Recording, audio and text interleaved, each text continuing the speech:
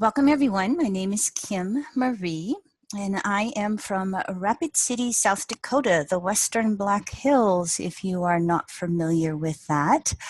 I have been a student of Jeffrey Wolf Green astrology since 1985, so I'm going on 3+ decades, not meaning to date myself or anything. Today we're going to do a two-part series, 2 full hours, on Neptune in Pisces midpoint. As you can see on your screen, I've entitled it Clearing the Fog. Part 1 is going to look at this Neptune in Pisces transit from a more personal perspective, and then in part 2 we'll look at it from a more mundane perspective. First of all, though, before we get started in some details, okay, let me get my little button working, okay? There we go. What I'd like to do is just give you a basic from J. Wolf G's evolutionary astrology perspective. So we look at it as being based upon observation and correlation. You don't take anything on blind faith. It's a knowledge-based system. And EA understands that a planet and its rulership of a sign and house are all based upon the same archetypical principles. For instance, today as we look at Neptune and its rulership of Pisces in the 12th house, we look at Neptune, Pisces, 12th house, same archetype. Some of your more traditional astrology would like to say that a sign means this and a house means that. And if you're a beginner to astrology, it can get quite confusing and overwhelming. So when you can learn to recognize the planets, the signs, the houses all relate to each other with a basic archetype, it helps you simplify your understanding and learning of astrology. And then it helps you in being able to take it further into interpretation with less confusion. Now, it just so happens at this point in space and time, Mercury rules 2 signs houses, Venus rules 2 signs houses. And how we look at that is via their polarities. So we'll look at Mercury's rulership of Gemini in the 3rd house, as you see on your screen, as outer Mercury because of the active polarity, energy moving out from the center. Inner Mercury, ruling Virgo in the 6th house, passive polarity, energy moving back to the center. You can look at Venus and you can understand the same thing in regards to that. So in my 3+ decades, I again just found this to be a very simple understanding for beginners of astrology that can help you with more clarity, less confusion, speaking of Neptune. And so, Neptune moved into Pisces in 2011. It has just shy of 14 years in every sign of the zodiac, as it takes 165 years to go around the zodiac from Aries to Pisces. So with Neptune transiting through its own sign, we are actually finishing up, resolving a 165-year cycle of spiritual evolution. More on that with Neptune's archetypes in just a minute. But what led me to come up with the idea for this talk was the fact that the day after this is going to be recorded on September 7th of 2018, Neptune, in the middle of its retrograde cycle, will make its opposition to the Sun at 15 degrees, Neptune retrograde Pisces, the Sun hanging out at Virgo. And for any of the planetary retrogrades, the highlight or halfway point of a retrograde cycle is when it has its aspect to the Sun. Inner planets, Mercury, Venus, conjunctions, all the outer planets, Mars on out, have oppositions to the Sun. And it struck me, oh my gosh, Neptune is more or less halfway through its 14-year cycle. So how can we reflect upon the first half of Neptune in Pisces, and then look at what we want to do during the second half of the cycle over the next 7 years or so? Now, I put on your screen for you Neptune's pre-shadow when it first reaches that stationary direct point, all the way to its retrograde here as you look on your screen at the red and green, and then Neptune direct here, in late November all the way through its post shadow. And one of the things to understand about some of these outer planets, especially Neptune and Pluto, is that they will be in shadow even more than their annual conjunctions with the sun. And so those outer moving planets like Neptune can really take long periods of time to travel just a few degrees of the zodiac in a year. And so we can gloss over it, especially with Neptune. And yet it's very significant as it does its march degree by degree, giving us time to make deep soul changes when it moves that slow. Now, we typically know those changes more or less when those outer planets turn retrograde or direct, or when they make specific aspects to personal planets in our natal chart. Then it tends to pop into consciousness more, get our attention. So what I would like to explore with you, though, over the next 2 hours is just a very deep understanding of the archetype of Neptune, Pisces in the 12th house, and how we can better use that on our own spiritual paths. Now, here's a visual for you whenever a planet is retrograde in the outer planets. The Earth is between the sun and the planet, and so the planet is actually the closest to Earth. It's the brightest when it's retrograde, if we can look at it. So you can take some time later on if you want and just see this visual as the Earth goes faster. It appears to make this planet in the backdrop of the sky reverse and then go forward. That's that retrograde that we speak about. Now, why do we have planetary retrogrades? They are specifically a geocentric or Earth-centered phenomenon from where we look at it here on planet Earth. We all know heliocentric system, planets go around the sun, but here on Earth, we get extra time with those planetary movements. And so, as I said before, when a planet's retrograde, it's when it's closest to planet Earth, and it's more powerful because it is so close to us. Specifically, planetary retrogrades give us that opportunity to break free from any consensus conditionings, this lifetime and past lives. Planetary retrogrades in general will also cause us to want to withdraw from that status quo, withdraw from that conditioning of our environment that we've come along in this lifetime. And that withdrawal then allows us to objectify. That's also a retrograde word. Objectify that planetary archetype. And when it's retrograde, it gives us that opportunity to redefine that archetype according to what works for us on an individual basis. And answers to retrogrades are always coming from within ourself. Consensus conditioning, I've got to do what everybody else does. Planetary retrograde, oh, wait a minute, what about me? And so that's why the retrogrades will then draw us inward. Now, a retrograde planet is also non-static, meaning that it is perpetually moving. You hear those words, review, redo, reevaluate, all those words.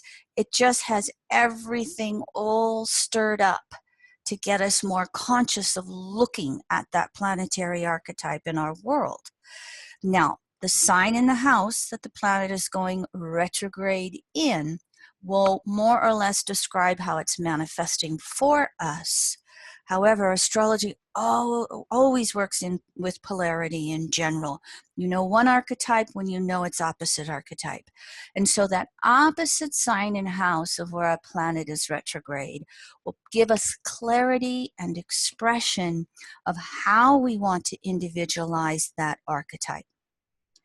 Also, a transiting retrograde planet is always related back to its natal archetype.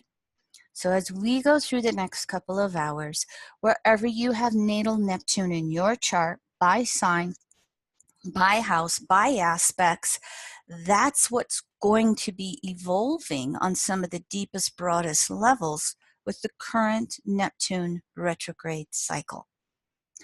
If you were someone who was born with Neptune retrograde, which it's retrograde 5 months out of the year, you will experience a temporary harmony with Neptune while it is going through its retrograde cycle. And again, I use Neptune as an example on your screen, but this is true of all the planetary retrogrades for whichever ones you were born with the planetary retrograde.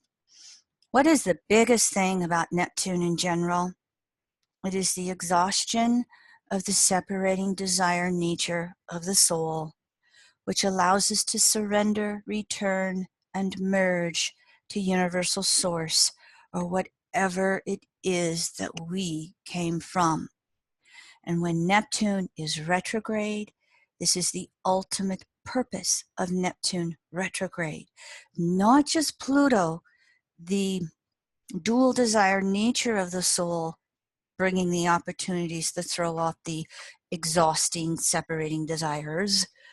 It's also Neptune because it rules the last of the 12 archetypes by sign and house.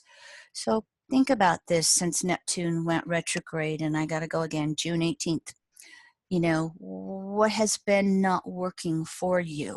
We'll get into a little more detail on how Neptune actually works. But first of all, just a few astronomy tidbits. I have this left brain, right brain thing that I'm always working to balance. Neptune around the sun in the zodiac is pretty identical because it's so far out, 165 years. It's retrograde 157 days of the year, or 43% of the year. When Neptune slows down, turns retrograde or direct, it appears to stand still in the heavens for a whole week. Fourth largest planet by diameter, third largest by mass, and it is one of the 4 gas giants, which I think are Jupiter, Saturn, Uranus, and Neptune, if I've got that correctly. Some of you might know, I labeled this the opposite. Pluto actually goes inside Neptune's orbit because it's so elliptical, but it's so much at that elliptical angle that we don't have to worry about them crashing. But the last time Pluto was inside Neptune's orbit was from 1979 to 1999, and the degrees are Neptune. All right. No, wait a minute. Those degrees. Yeah, those degrees are Neptune. And so when that happens, it can really, the astrology to this is it just really allows for deep understanding spiritually on a soul level. The soul is almost, surrendering to source by going inside Neptune's orbit, so to speak. Neptune was discovered back in 1846 in Berlin, Germany, and in the tropical zodiac, it was discovered just shy of 26 degrees Aquarius, and it actually had its first cycle and return to that degree back in 2011, just before it was getting ready to go into Pisces. Now, here's some basics of the Neptune archetype as fast as I can do it. Again, because it's the last of all 12 archetypes in astrology, it includes all 11 archetypes that came before it. Just wrapping your mind around this one is amazing. It includes all 11 signs that came before. And in the houses, it includes all 11 houses. Neptune is the collective consciousness, unconsciousness, both past, present, and future. So collective conscious unconsciousness, we can look at it from a human perspective, universally. We can break it down to racial, national, subnational, subculture. It includes non-human consciousness, mineral, vegetative, and animal. So it is the totality of consciousness in any form you can think of, Saturn ruling form. Neptune equals transcendence. There's more to life than just this physical existence and universe that we exist in right now. And as we have said, one of the ultimate purposes of Neptune is to remove any barriers to universal source. So just for a moment again, Neptune by sign and house in your natal chart.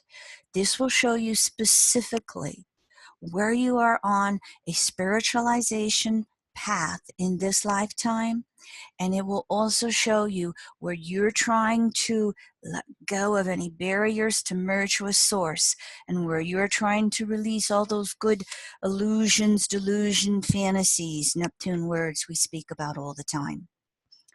Neptune has a tendency, though, in our lives to operate by cycles of confusion and clarity, and both sides of this cycle are unpredictable in their timing and their duration.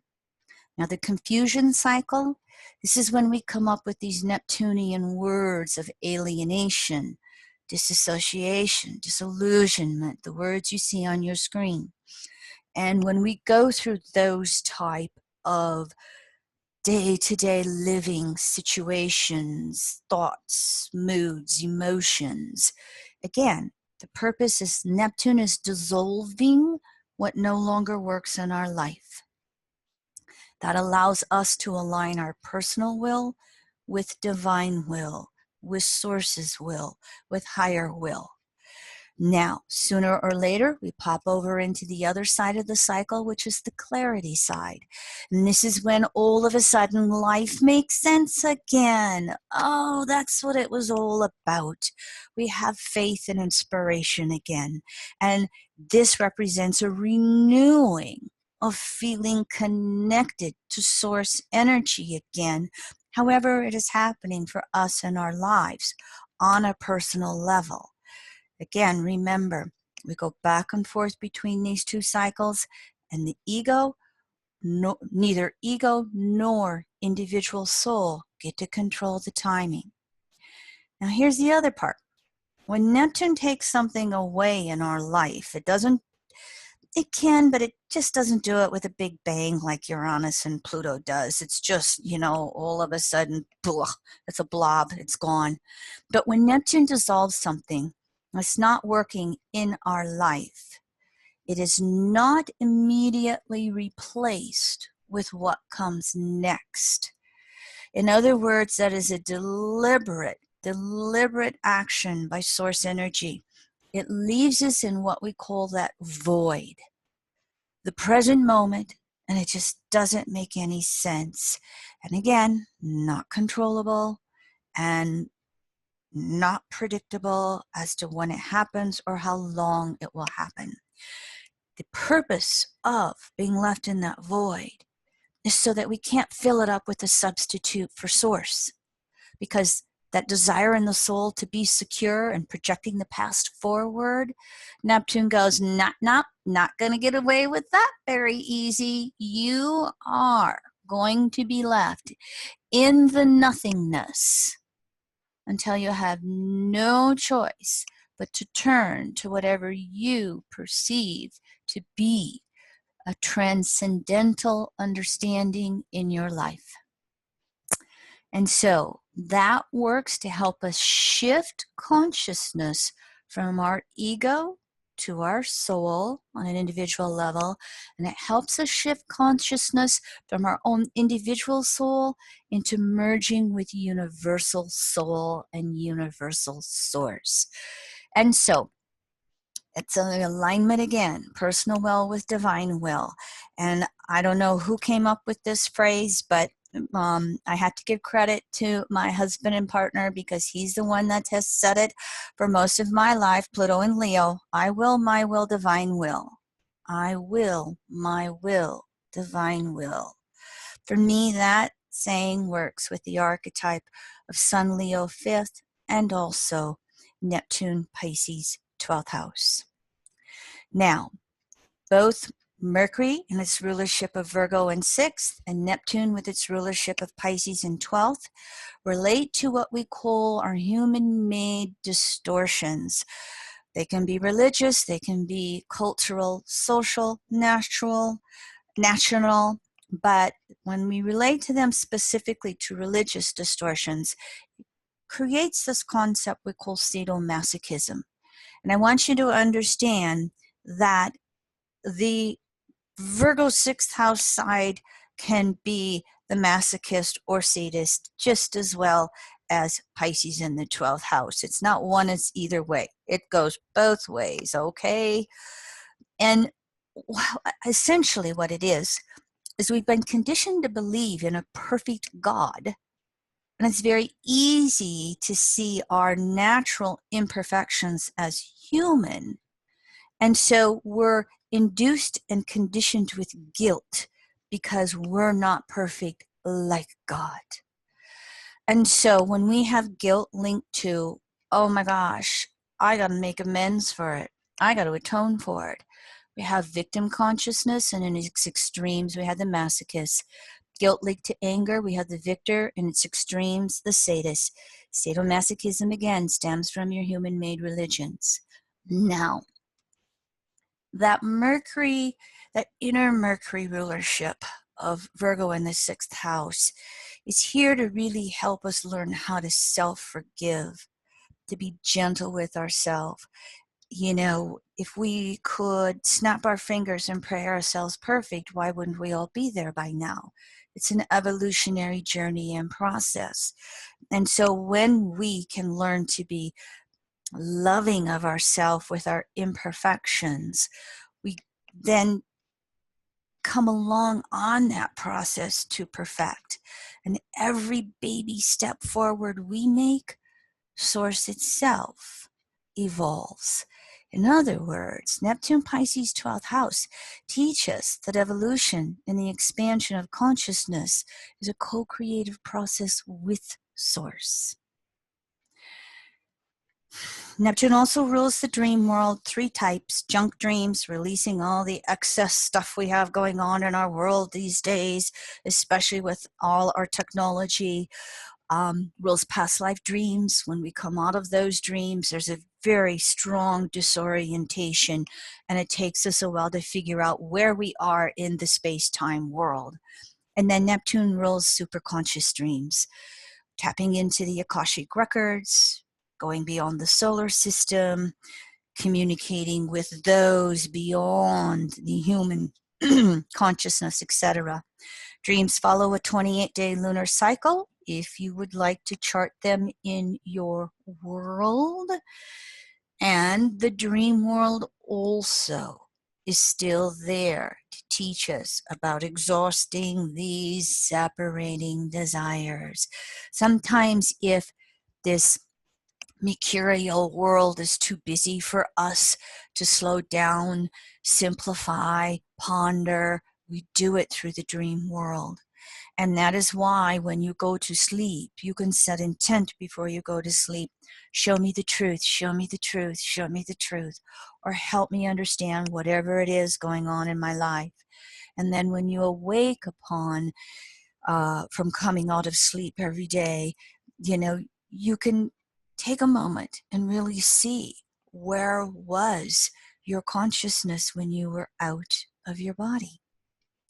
And over time, it can really help you understand when you're just trying to throw stuff off, or you're really trying to work on deep answers to things in your life. Now, just briefly going to touch upon health and wellness. Neptune rules the immune system in general. It also rules the lymphatic system, which drains toxins out of our body. And Neptune is known as being very sensitive to substances because, again, with Neptune in understanding all 11 archetypes that came before it, where do I end and you begin? And so that creates such a sensitivity on a psychic level. It's there on a physical level as well. And so somebody who has a strong natal Neptune archetype or strong forecasting Neptune in their chart, lifelong natally or perhaps transitory with forecasting, can find themselves sensitive to something that they've been eating or drinking for a long time. Neptune rules the endocrine system, specifically the pineal gland, which is called the master gland or the biological clock. So the endocrine system is secretes the hormones in our body. It's not the only way. We have organs that secrete hormones as well, but that major ruling of the bodily processes on a long evolutionary level from birth to death is ruled by the endocrine system. And so those hormones are always secreting chemical messengers that keep the body in balance between hypos and hypers. And again, all the long-term processes in our body. Neptune has rulership over all of that.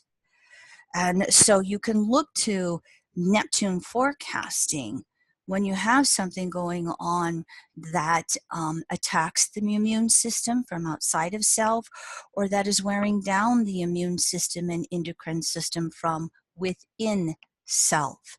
And by the way, I'm a strong advocate of the 12 tissue salts in the world of homeopathy. If you can easily go research that. I've done a chakra series workshop where we go through those. You can get more information on that easily off the internet. Neptune rules the etheric or astral body as well. It also rules when we actually die and leave the body, because soul exit through the crown chakra, which is ruled by Neptune. I'll say a little more on that at the end of these 2 hours. And when you look at general astrology from head to toe, Aries to Pisces, Neptune rules the feet and the toes. I have Sun conjunct Neptune, and I have some of the most sensitive feet in the world. Very easy to tickle me and make me laugh. And so when we go through a Neptune retrograde 5 months out of the year, right now, emphasized a little more with the polarity pointing towards Virgo. It's about our daily efforts in our life. It's about putting one foot in front of the other through any and all voids that may be going on from minute to max levels. So, what does Virgo rule? Diet, exercise, and rest on a daily level. In other words, learning how to take care of this temple of our soul that we reside in right now. It also says that we've really got to work on the self-improvement efforts. That's Virgo. Jeffrey Green used to call it the caterpillar syndrome. As long as you're putting one foot in front of the other, you keep going, you keep evolving. But the moment you stop and try to look at one of those little caterpillar legs, you paralyze. And so that process of Virgo being in movement is still there when Neptune's retrograde, because that one foot in front of the other is actually how Pisces perfects. Again, sorry if I belabor. And so another thing to recognize when we're making that Virgo effort, the lesson is in the effort, not the end result. How many of you set up a goal to release 10 pounds or however many, and you get halfway there and then you blow it? Do you beat yourself up because you didn't get to the end result goal? Or did you give yourself some credit for getting halfway? So Virgo, it's that old cup half empty or cup half full syndrome that we talk about in the EA. That gets emphasized when Neptune's retrograde in general, and over this 14-year time period specifically. It also is about teaching us discernment versus judgment. Now, I kind of like to say sometimes, discernment belongs to Virgo 6, judgment belongs to Pisces 12, but it goes both ways. You can have discernment on both sides of the polarity. You can have judgment on both sides of the polarity. Virgo can have a tendency to have a little more human judgment, whereas Pisces is trying to learn ultimate judgment, which again is the intent and the effort, not whether or not we actually achieve it, because again, this is a place of imperfection and learning to perfect. And of course, the Virgo polarity, it is the adaptable archetype into the second half of the zodiac. So it is about learning service to another person. And I like to say it even includes learning how to be of better service to ourselves. So how do we serve ourselves better? How do we serve another better? How do we serve our community or group? How do we serve universal source?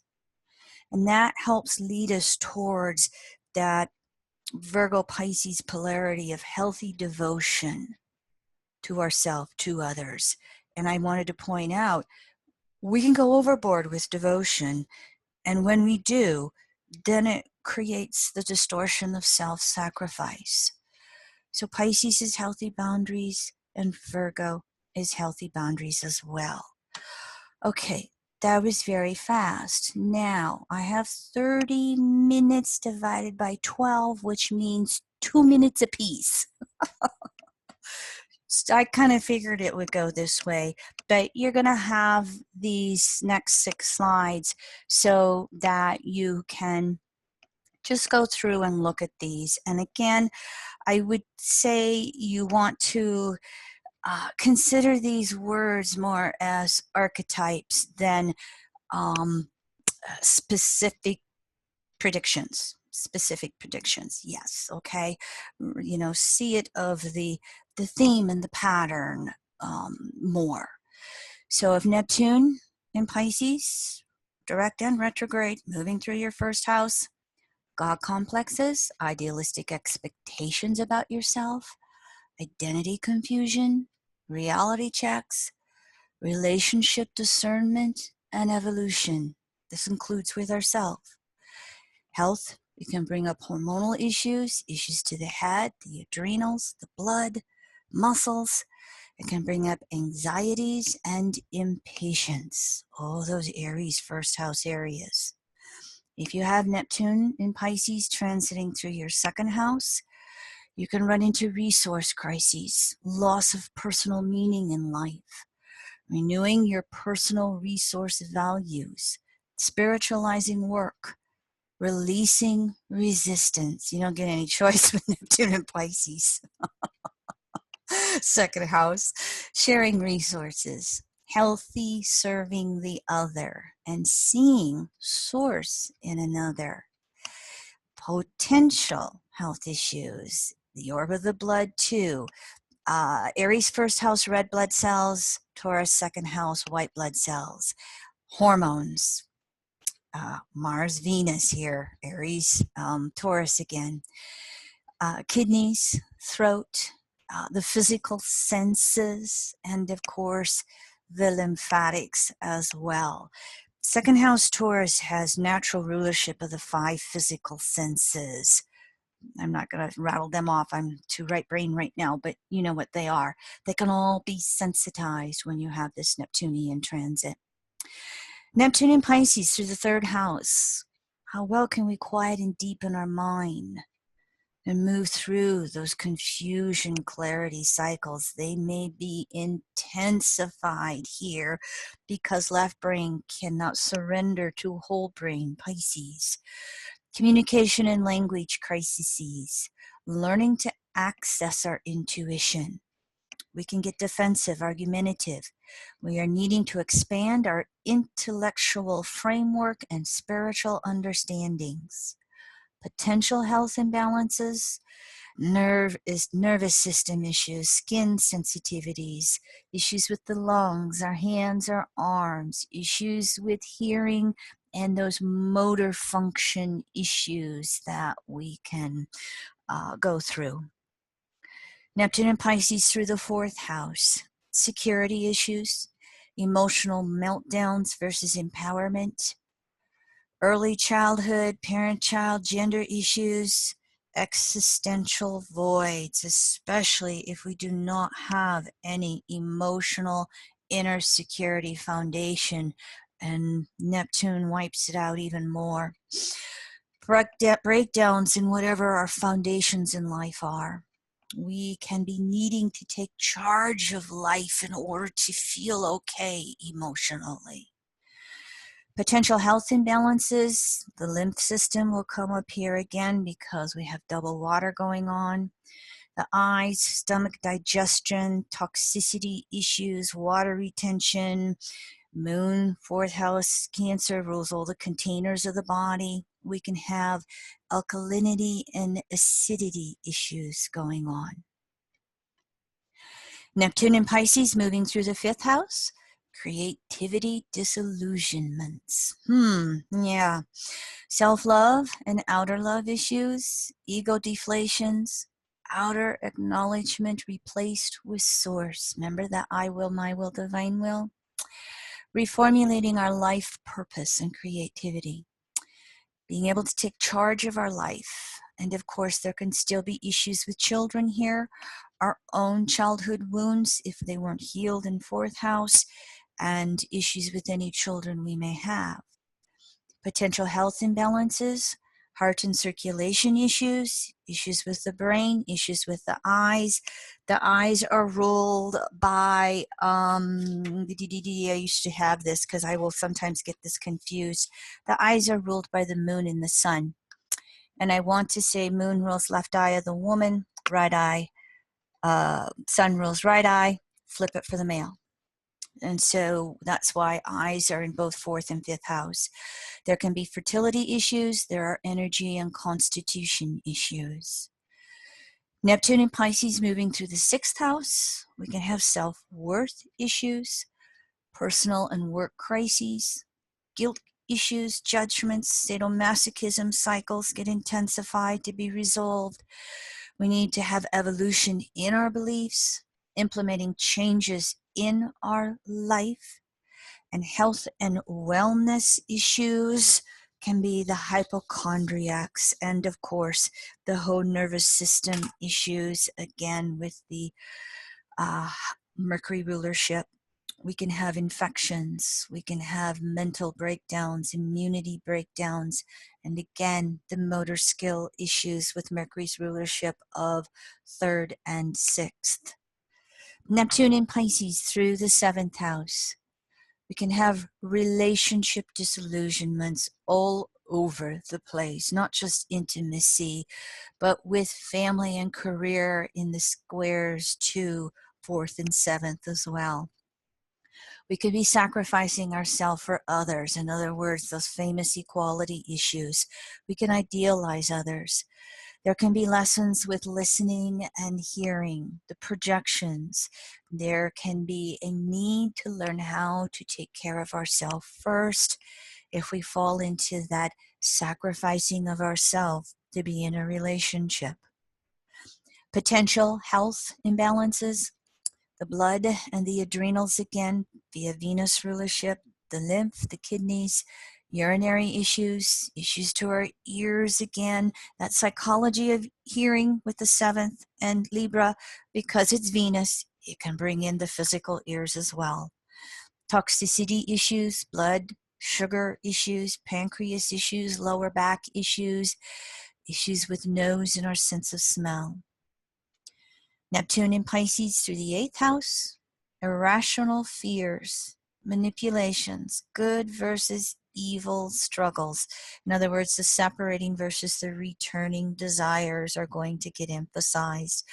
There can be a need to dissolve barriers to source. That fixed water, the eighth house is going to cling to what it knows is security, and Neptune is going to dissolve it however it needs to. There can be intimacy and sexual disillusionments. There can be issues around self-reliance in your world, empowerment issues and lessons, health imbalances, genetics, cancers, the intestines, colon, pancreas, bacteria, virus, prions, fungus, reproduction, enzymes, Pluto, Scorpio 8th house rules all that. Prions, for those of you who don't know what they are mutated proteins. Think mad cow disease, scraping in sheep, wasting disease in your wildlife. In the human world, we will only have the label of the Creutzfeldt-Jakob disease, and really from my alternative energetic balancing work, we have hundreds and hundreds and hundreds of prions in nature, and they've been around for hundreds of years. We may find that they turn out to be really a real interesting component with the whole Alzheimer's issue. And I'll speak more to that on the mundane level in the second hour. But prions are mutated proteins, and so the body doesn't know what to do with them, and they accumulate in organs and tissues. Neptune in Pisces through the 9th house, dissolving any belief limitations, compensations, truth versus lies, dissolving rigidity, aligning personal truth with universal truth, the square to Pisces 12th house. Potential health imbalances, we can bring up the pancreas and liver here. Jupiter co-rules that with Pluto, Scorpio, 8th house.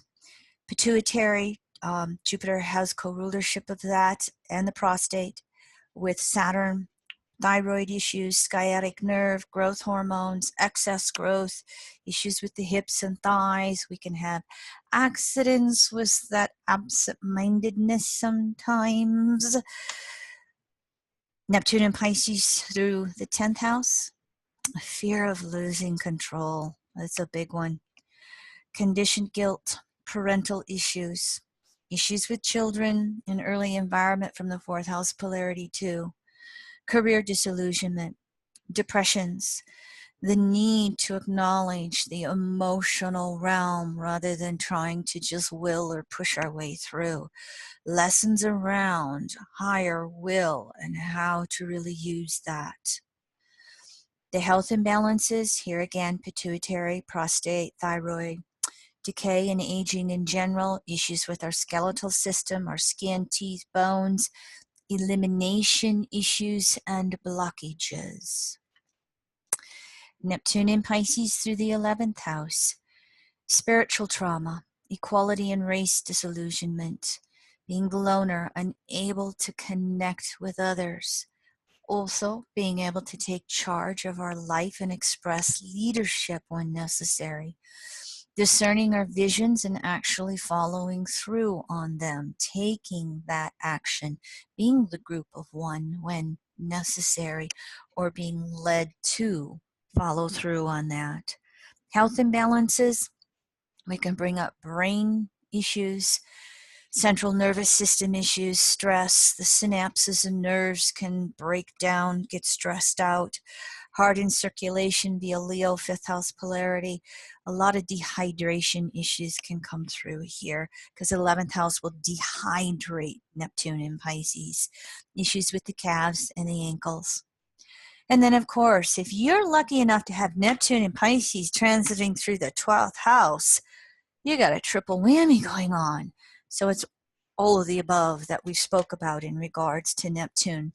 But you can have, the spiritual depression because you're really going to be asked to dissolve any of those barriers or separating desires that keep you from merging with Source. There will be an intensification of the confusion and clarity cycles and being left in the void. You really want to pay attention to your dreams here. You've got to be very careful to walk a path. In other words, to get in your body, to do that Virgo polarity with diet, exercise, and rest, and to also work with deepening your faith and relationship with the universe on a co-creative level. And of course, the health imbalances can also be all of the above, issues with the immune, endocrine, lymphatic systems, the pineal gland, and probably extreme hypersensitivities to substances, and really working to ground yourself in your body instead of going floating off or looking to substances as substitutes for Source. Whew, all right, I did that pretty darn fast, so I had a couple more comments that came in. Neptune will rule addictions and, you know, addictions to substances, you know, being the alcoholic. And so in today's world, the opioid addictions that we have running through the United States here, Neptune has rulership of all of that, whether, again, as I said, whether it's an organic substance like cannabis or it's an inorganic substance like the opioids. What have we found with Neptune in Pisces? We have found the non-psychoactive part of cannabis, the CBD oils or cannabinoids, as being more and more accepted as a legitimate medical substance that can be of help, specifically to people who have lots of seizures or PTSD. But as we've had so much patriarchal distortions on planet Earth, we have come to look at substances as substitutes for a relationship with Source. And if we go back to when we lived in natural law, you know, let's go back to the last Piscean age, 26,000 years ago. We had our shamans, and we would have the organic substances, but they were not something that was daily use. They were used in a very ritualistic passage and method, and they were used for those rites of passage to puberty, to envisioning where to go hunt the animals in order to survive. And so as Neptune moves through this 14-year Pisces transit, it really is about getting clear on all of this. And I like to say, in general, karma's healed when the charge is neutral. I'll repeat that. Karma is healed when the charge is neutral. And karma, of course, can go from 100% negative to 100% positive. And so when you look at these addiction issues and some of these psychotic and neurosis issues that we can have with wounded souls, there are those who can need complete and utter abstinence in order to build up an ego within their soul. In natural law, you know, for many of us, especially those of us that have some sense of a healthy ego, it's being able to take a prescription of the pain pills after surgery and then let it go. It's being able, you know, with this resurgence of having a toke or a vape pen, it's being able to do that and let it go. It's having that Virgo, Pisces willpower and knowledge to be able to say yes, no, to know when we're substituting Source and when we are using it as a ritual to know Source. So just wanted to put that little bit of a tidbit in there for you with Neptune, substances, and addictions. So I'm just briefly going to have a couple of slides right here. This is how you can find us. We're having a fall sale with our materials, and I teach. And so here's the webinars that I am doing. And so I actually have 10 minutes here in which we can answer questions if you would like to. So do I have comments, questions from anybody? Yes, Kim Marie. Neptune doesn't always take things away, right? What about the things that remain? So, for example, if Neptune's transiting the 5th house, and you have perhaps a love relationship or something to do with your creativity, it's not going to destroy. I mean, it's not going to dissolve everything. What about the things that remain? Here's how you can simplify it, okay? Neptune will dissolve what is no longer highest and best for your soul. Whatever's left is highest and best for your soul. Okay, so if one of the lessons is unconditional love, and so you accept whatever it is unconditionally, it means it's still there in your life. It doesn't necessarily disappear. Right? Correct. And if you want to use your fifth house Leo example, and you look at the polarity of Leo fifth and Aquarius 11th, Leo fifth is lovers and Aquarius 11th is friends. In natural law, friends become lovers, and when the lessons of love are done, they go back to friendship, and you still have the unconditional love. We don't Oh, teach that. We don't teach that, in our patriarchal distortions. that's amazing. It gave me goosebumps. Thank you so much for that answer. Okay, any other questions from our audience? Please do go ahead.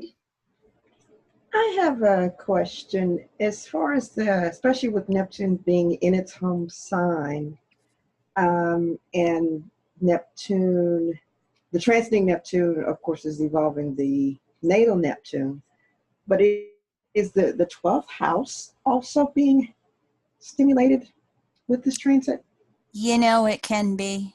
Yeah. If you have Neptune transiting Pisces in its own sign, wherever you have natal Neptune in your chart is being activated, wherever you have Pisces on a house cusp is being activated, and whatever you have in your 12th house is being activated just synergistically through Neptune and Pisces.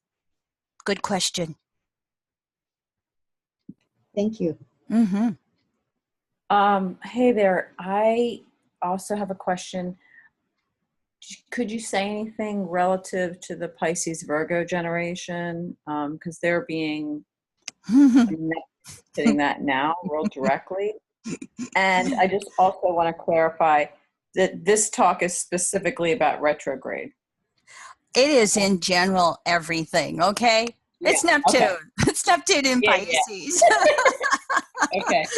So yes, the Neptune in Pisces retrograde opposition to the Sun, the halfway point, triggered my thought process, but it goes beyond just retrograde. Okay. The Pluto in Virgo generation. What's happening during Neptune in Pisces transit is it is going over the Pluto polarity point, which in Jeffrey Green's evolutionary astrology is the soul's evolutionary intent. Now, there's exceptions. If you have Pluto conjunct the North Node, the polarity point doesn't come into being. But so Neptune in Pisces can be inspiring and activating the Pluto in Virgo generation moving forward on an individual level relative to their natal Pluto house and polarity point, and on a collective level relative to climate change and relative to things with religion and spirituality that are distorted. So the Pluto in Virgo generation is, it's like sticking their finger into the light socket on a broad collective level in regards to spiritual awakening. One of the things that I say about the Pluto in Virgo generation coming in at the end of the Piscean age is that almost everyone, I'm in this generation, so almost everyone in our generation is going to go through disillusionment with their belief system. And so with Neptune transiting through Pisces, this is the inspiration to rebirth our belief systems.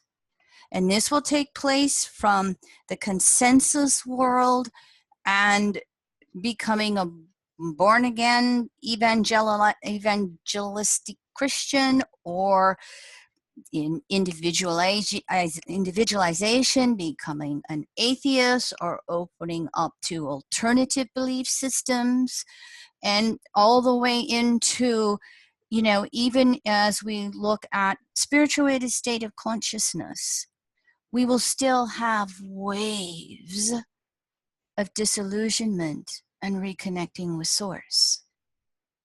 And so it really is giving the Pluto and Virgo generation stimulus to step up to the plate on planet Earth and participate in evolving planet Earth. Thank you. Good question again. I had one other question, and this might be too much. What about somebody with a South Node in Pisces and Neptune sitting right on it? You know, whatever Neptune in whatever Neptune in Pisces moves over by conjunction is going to have that dissolving what is not highest and best. And as we spoke earlier with Linda, what remains is what is real for you in moving forward. If you put it specific to the South Node, you're going to dissolve the ego of the past. It's going to depend specifically to the environmental conditioning factors to every chart, because one person with South Node in Pisces may have no sense of egoic development.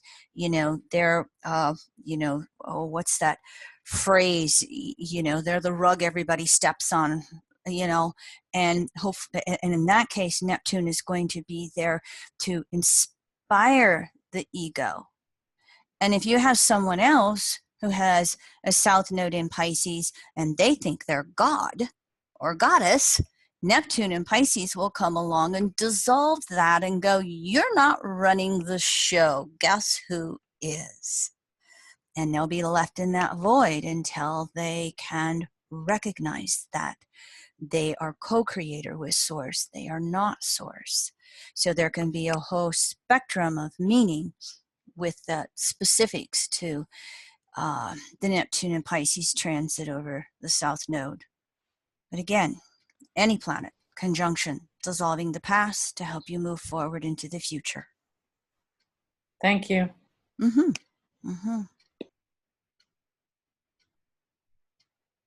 One more question? I think we've got a little bit of time.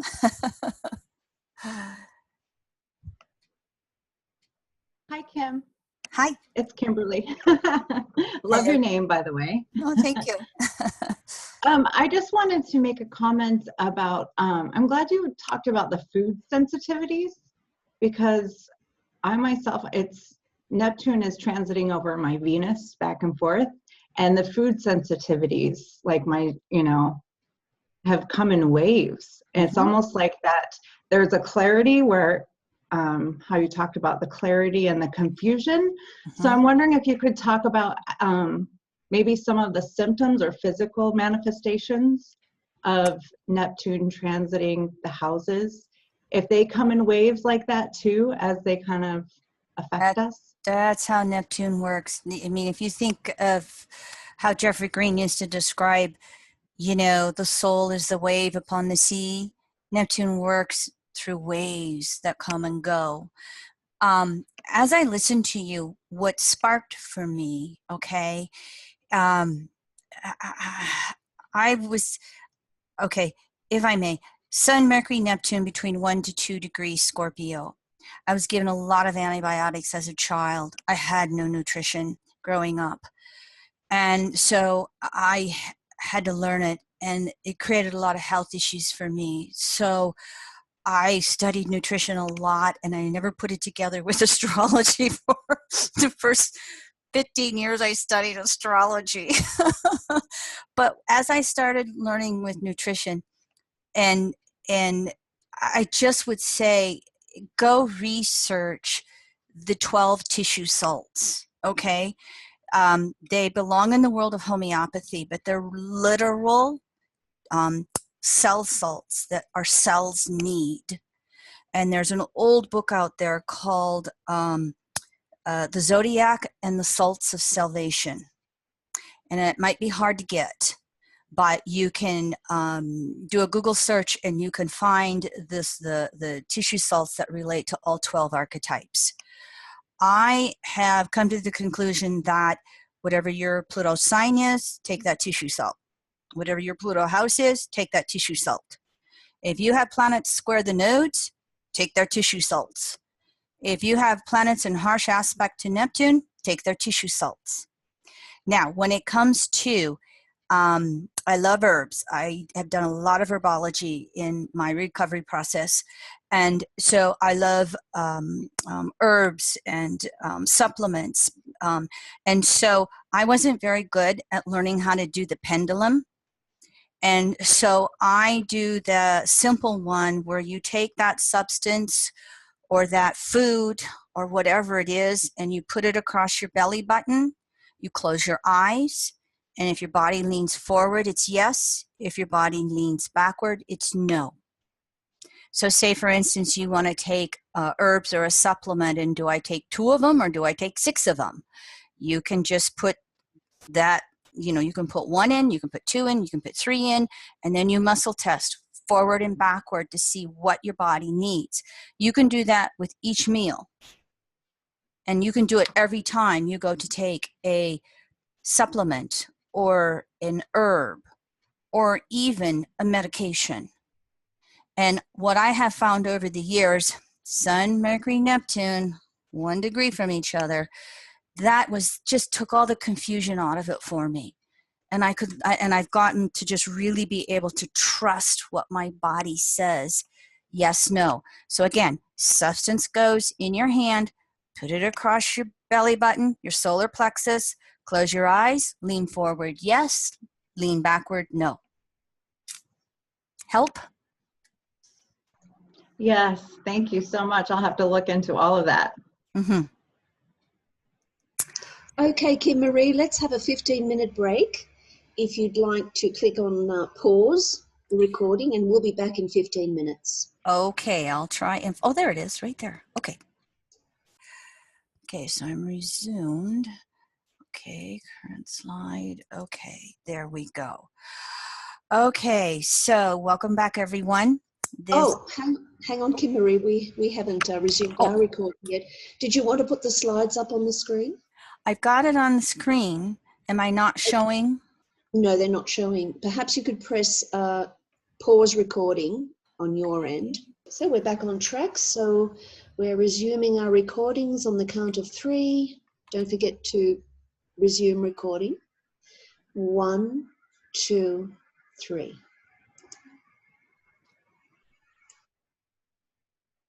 All right, welcome back, everyone, to Neptune in Pisces midpoint, Clearing the Fog, Part 2. So we're going to take all the archetypes that we worked with in Part 1, and now we're going to look at them from a little bit of a more collective or mundane perspective. And I thought what I would do would be just briefly show you how Neptune in Pisces acted in previous cycles. Now, this is not a be-all, end-all. This is just tapping in here and there with a couple of themes with the time we have allotted. So I went back 3 cycles. Last time Neptune was in Pisces was 1520 through 1534. And you may remember it was October 31st, 1517, that Martin Luther did his 95 Theses against the Roman Church. And so just a few years after that, Neptune went into Pisces. And so all the way through the 20s, we had the Lutherans starting to protest against Catholics.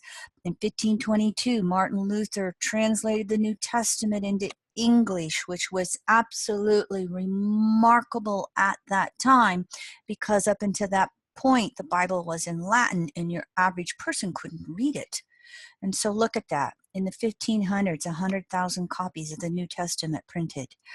hops, the vine that's used to make beer, brought over to England. And of course, we had more and more.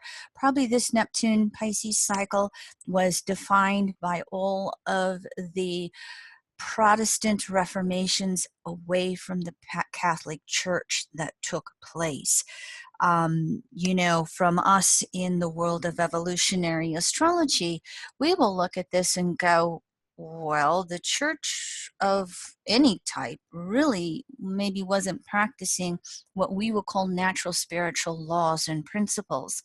But during that time period, the distortions had gotten to such extremes that it created a wave of people going, I don't agree with that. I don't believe that anymore.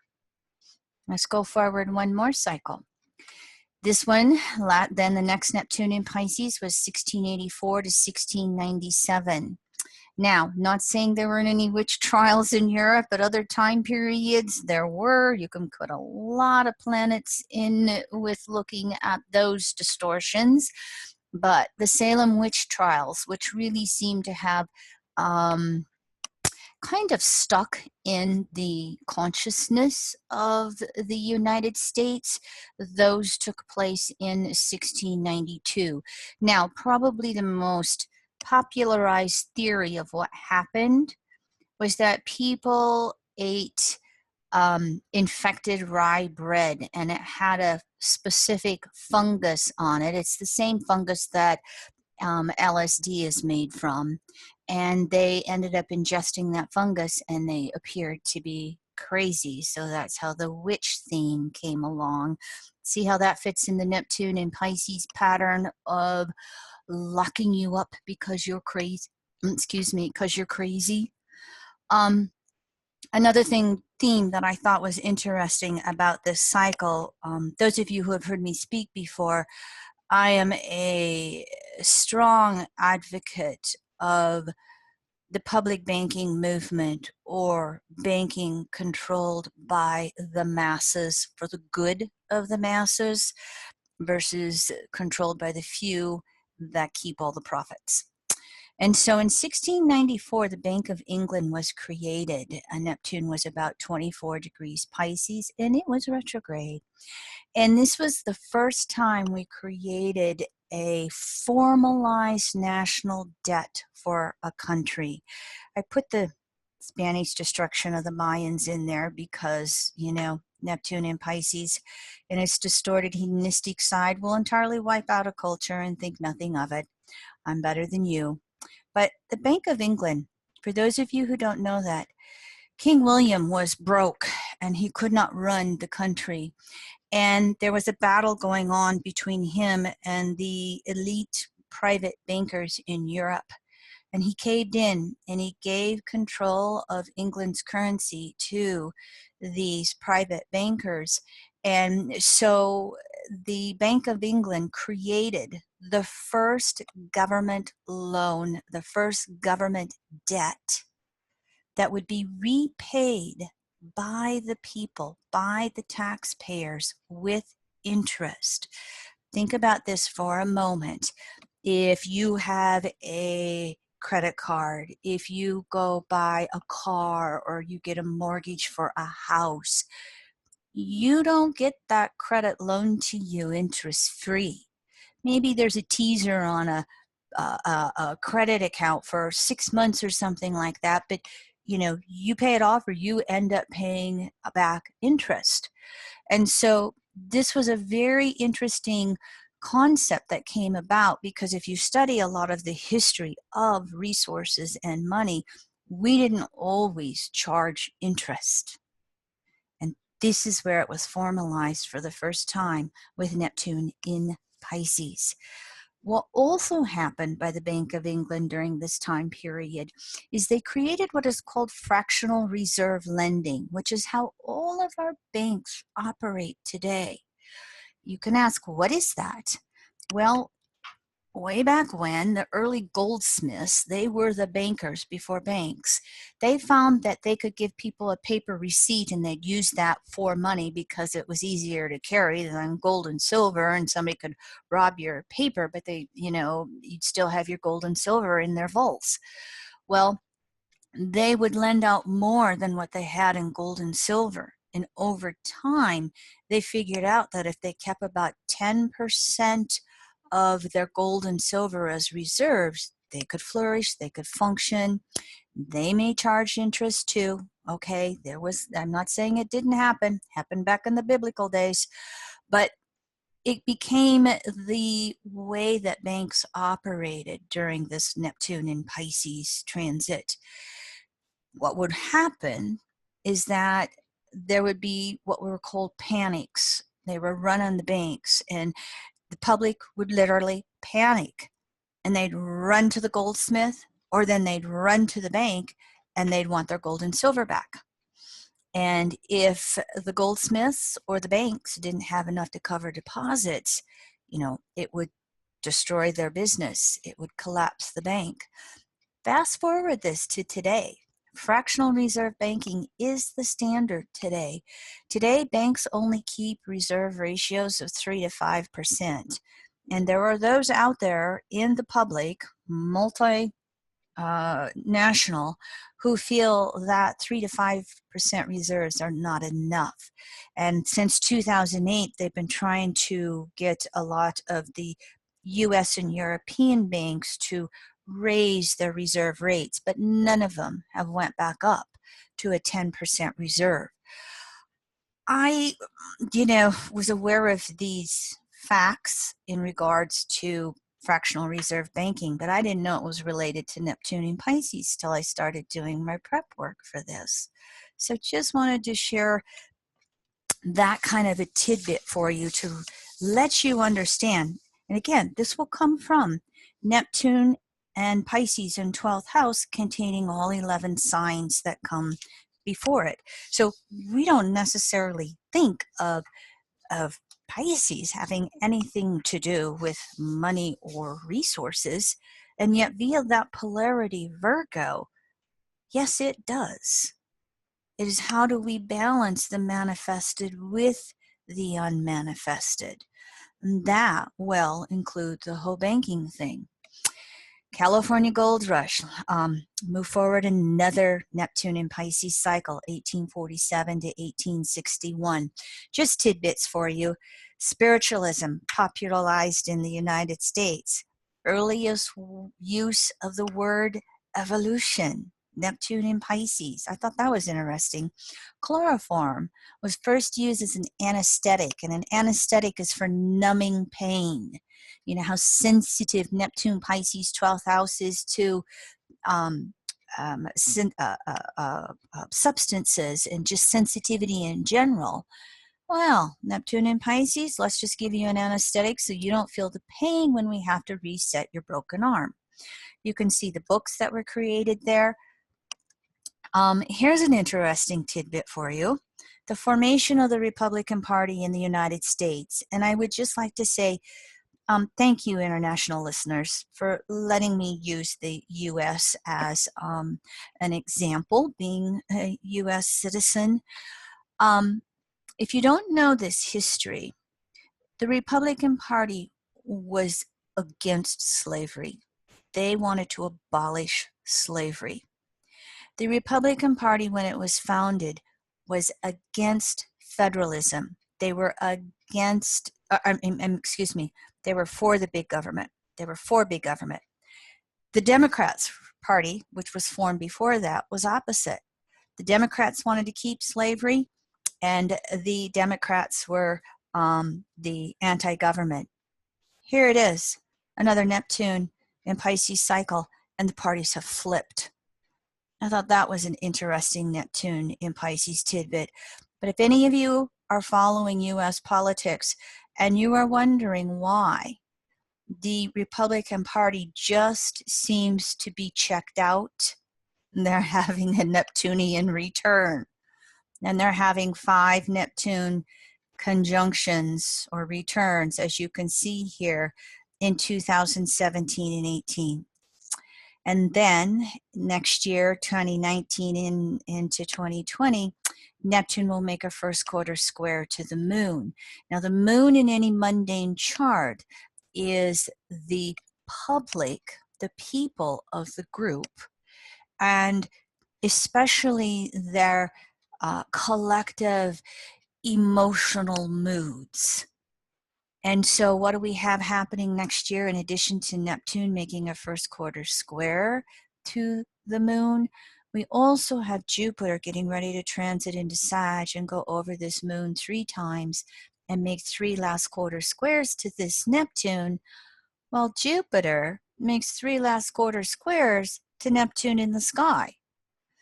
So if you're from the US, stay tuned. It might be a little fascinating to watch what happens to this, to the Republican Party.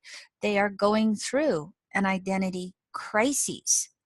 And Neptune in Pisces, if you don't have a firm ego, if you don't have a sense of yourself, you have an identity crisis. Now, there are some metaphysical thoughts that we want to, destroy or suppress the ego. That is not the perspective of evolutionary astrology.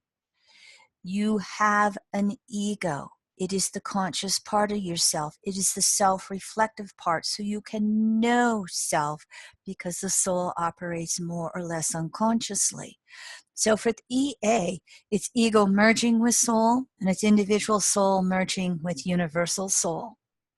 And so when you look at this from a mundane or a collective perspective, any group of people have to have a collective identity. They have to have a collective ego. This is known by the moon. And so how is this being affected by the Neptune in Pisces transit? Stay tuned. We'll find out more.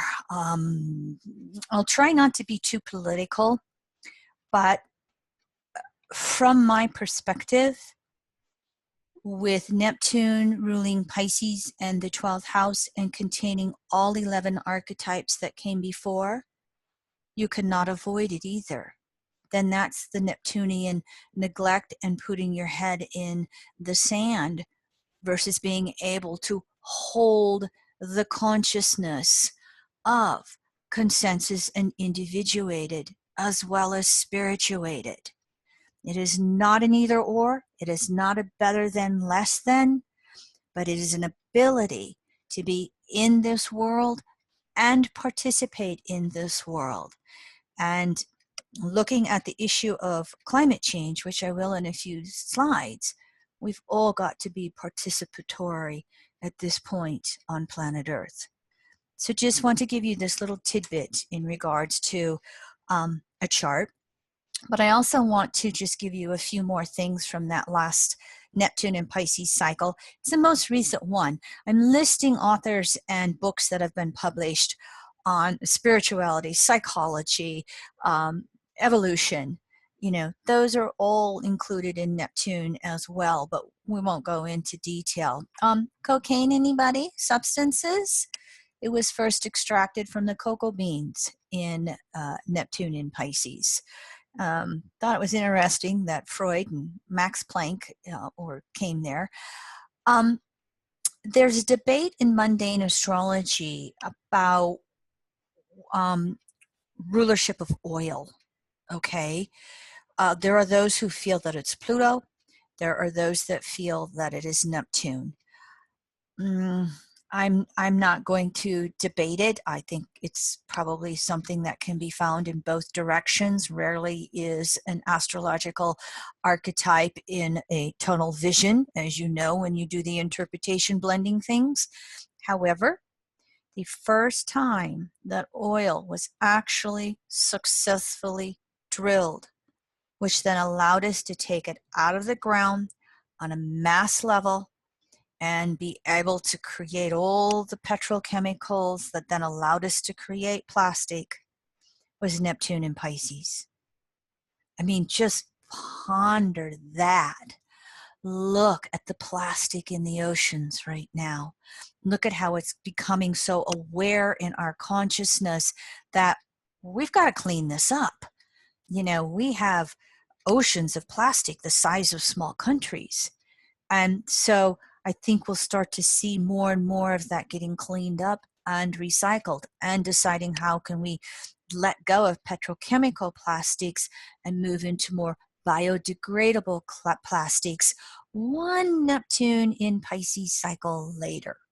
Now, again, oil had bubbled out of the ground forever, and there had been, a pocket or a bucket of oil here and there.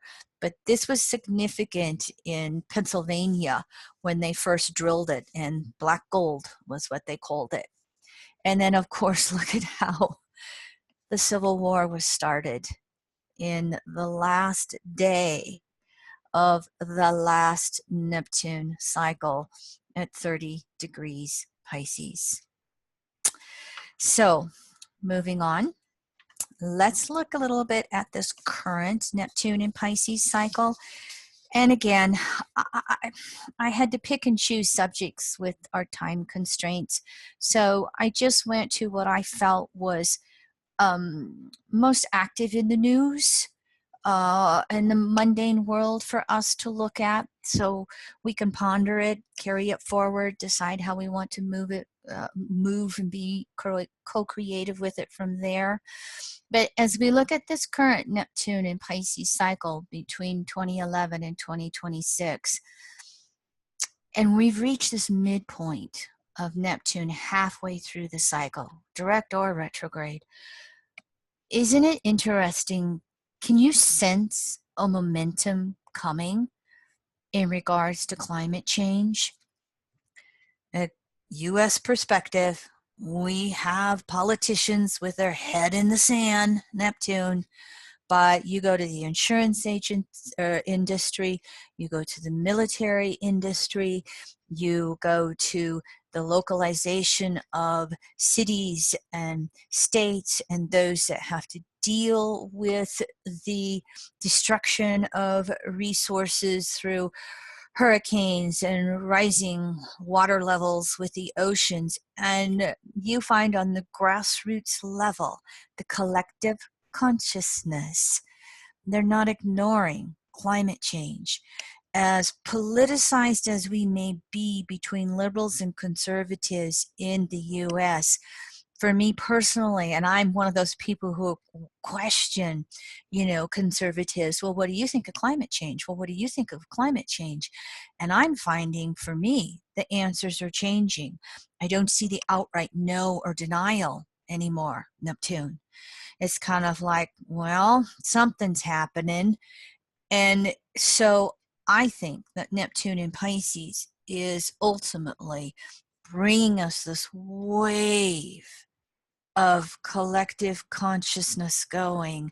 We have human interference on planet Earth.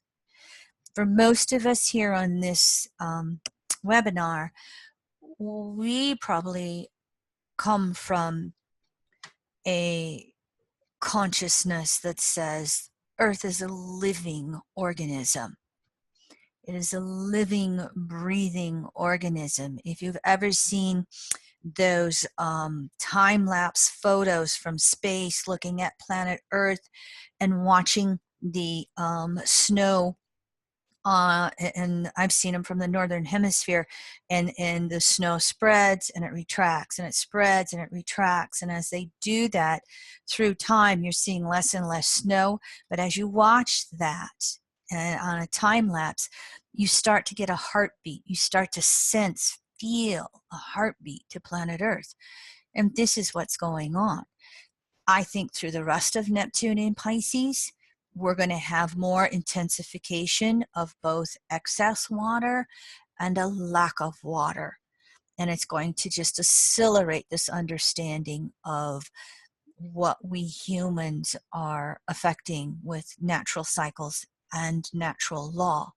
I think that Neptune in Pisces, though, is also going to wake us up on broad, subtle, powerful levels about what we're going to do about it, how we're going to live, how are we going to choose to go forward more symbiotically in a co-creation process with planet Earth, more recycling. Thank you, Neptune and Scorpio generation. and less destruction of resources. I do think that we will start to see the oil spills and drillings in the headline, and something that just popped into my head. One of the reasons why there's less coal being dug in the United States is because there's so much fracking of natural gas. Neptune has rulership of the gases in general.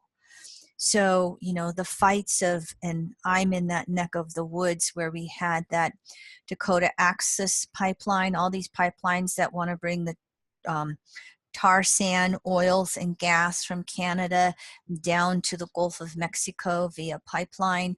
So we have the Dakota Access pipeline that created all the news with the protests, and we have the XL pipeline that Obama denied, and Trump, before he was in office, 3 months, brought it back on.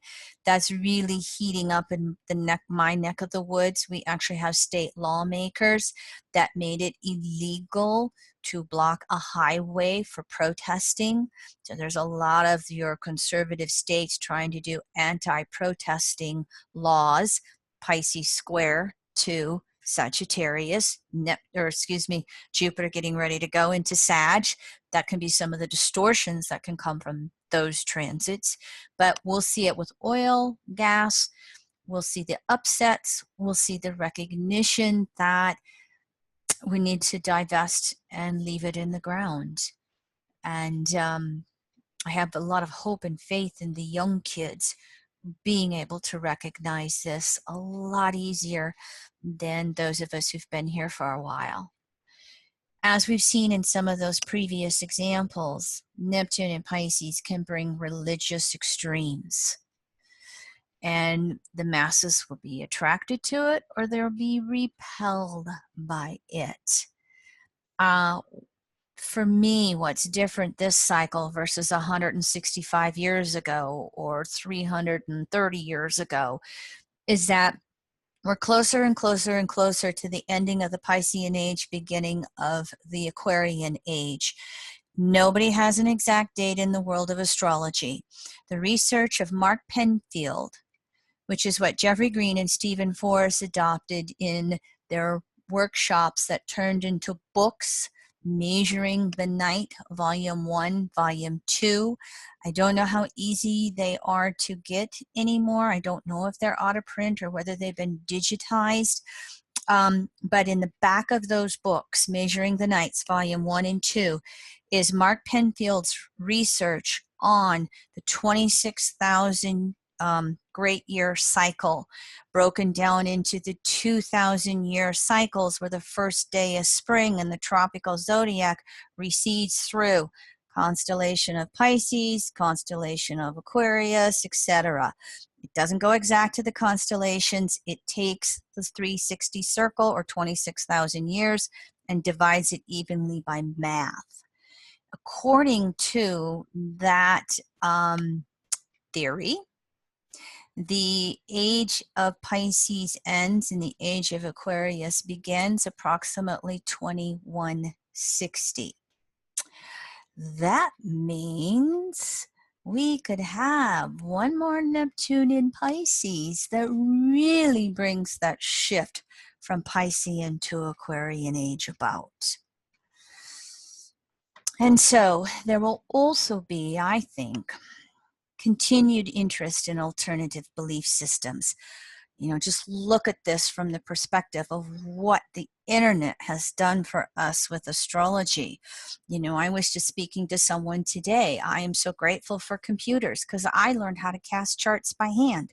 I am grateful for audio conference calls. I am grateful for these webinars that allow us to connect all over the world. I'm one of the people who think astrology is blossoming. And I'm one of the people who thinks everybody can be an astrologer and everybody needs to learn astrology. And what better could we do than Neptune and Pisces, but expand our belief systems with the as above, so below, so within, so without. The metaphysics with Pisces and the physics and nutrition, diet, exercise, and rest with the Virgo polarity. You know, as we spoke in the first hour, that Pluto and Virgo generation, get to work. We know what we got to do here. But I just, for me personally, living in a very conservative area, I hide myself less and less. And I find people being more and more open-minded when I open my mouth. Not in regards to everything, but in regards to that subject of astrology and spirituality. For me personally, I'm definitely seeing the expansion of that in the collective consciousness. And if you look at it from the perspective of natural law, you can distort it, you can suppress it, but you can't destroy natural law or truth. And so we've all got that understanding of these cycles in our collective unconsciousness. And specifically when Neptune goes retrograde in Pisces, you can throw it up into Virgo consciousness. How's that for a Neptune retrograde? I'm going to go tell the world about astrology. I mentioned Pope Francis and Catholicism and how the scandal is back in the news again. And it's not so much, there may be new abuse, but if my understanding of the media is it's old abuse that has been found to have been suppressed from the beginning of Pope Francis becoming Pope. And here in the U.S., there's just an explosion of victims that are speaking out, and churches, dioceses that are paying out buku kinds of money because of all of the hush-hush and suppression and allowing it to continue to go along instead of taking the priest and putting him in jail, which is where he belongs to be. So I thought, I gotta look at Pope Francis's chart. You're already looking at it, aren't you? Look at this guy. Here was my little highlight. He literally had Neptune on natal Saturn the day it went retrograde in June. And here it is exploding. He's got to have 3 more passages of Neptune over his Saturn. He's going to go through the Neptune opposition. He, by the way, is part of our elders, male and female, who were born with Neptune in Virgo. And I have a little crib sheet that I keep, so let me help you out here. Neptune in Virgo from late 1928 through 1943. So anybody who was born in the 1930s has Neptune in Virgo. So these elders, there can be all kinds of things going on for them. They can be having an existential crisis like Pope Francis. They can be having their end of life health issues. I'll give you a quick example.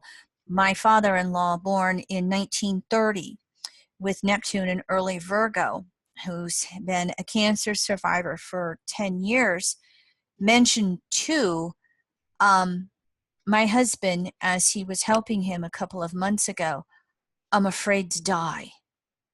I'm scared to die. And this is an elder who did not have any close religion in his world, and now is having this crisis of trying to hang on to this failing body, Virgo polarity, because he doesn't know what's on the other side and he's scared. So there will be the whole spectrum of what's going on, including those. Then there's someone like my mother, who's a Pluto in Virgo, who has had a one-on-one relationship with Source her whole life. I was blessed in that regard, and has just always said, Kimmy, I'm fine. I'm not afraid to cross over at any time. I can't wait to cross over. and see who's on the other side, and, you know, continue to do some of my real spiritual studies when I'm not stuck in a body anymore. So we can have from one spectrum to another with this Neptune and Virgo generation. Stay tuned with Pope Francis. It might be a bit of a tough ride for him because, as you can see, he not only finishes up with last quarter square to Chiron, Neptune square the nodes. This might be the most interesting time period for him. First quarter square to Sun. He's going to have Neptune go into Aries and continue to square Jupiter and Mercury as well. So he's got a decade of intense Neptune hits as the leader of Catholicism. But one of the questions that popped into my mind was, when did they make male Catholic priests be celibate? There was always a history of, you know, leaving your marriage, or, you know, choosing to not live with your family. There was always some free will to initiate being celibate. But somewhere in the month of April 1139 was when they made it, what do they call it, canon law or something like that. I don't have a Catholicism background. So I just went with April the 4th, but as I looked at the chart, I went, what do you want to bet we're going to get to that mid-month in April? There were 1,000 priests and cardinals in 1100 AD that meant to have their second great council on how they're going to codify laws. But yes, here's the Neptune that is just going to really be dishing up this issue of celibacy in the Catholic Church the rest of the next 7 years. Talk about clearing the fog. How will the consensus in the Catholic Church move through this, the rest of Neptune in Pisces? Will they recognize that when you go to this extreme of denying sexuality, which, by the way, if you don't know this in EA, the last separating desire we exhaust is sexuality. The last one we exhaust, survival of the species. And so when they go to that type of a extreme with denial and suppression of something natural, they're going to have these types of extremes come out. But it's also interesting. And by the way, when I don't have a time, I just go to 12 noon and use 0 degree Aries houses. Makes it simple to look at the chart.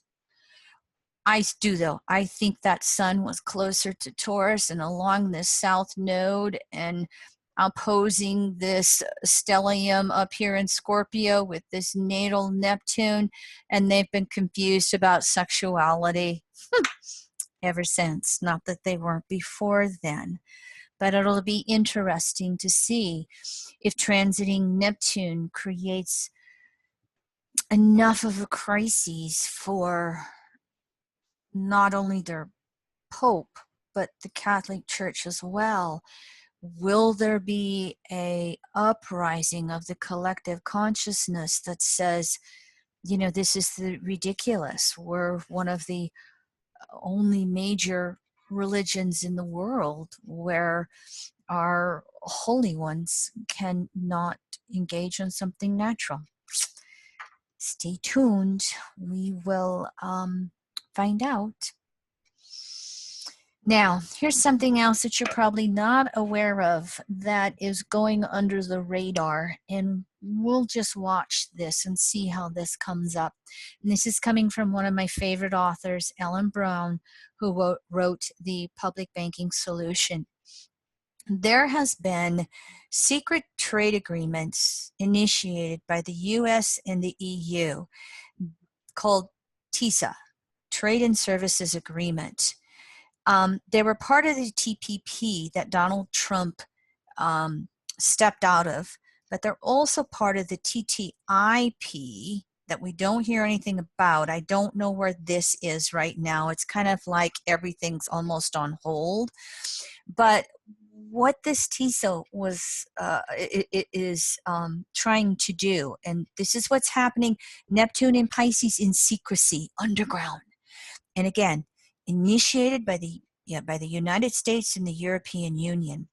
They are trying to pass banking laws whereby countries, states, cities, and public entities cannot create public banks.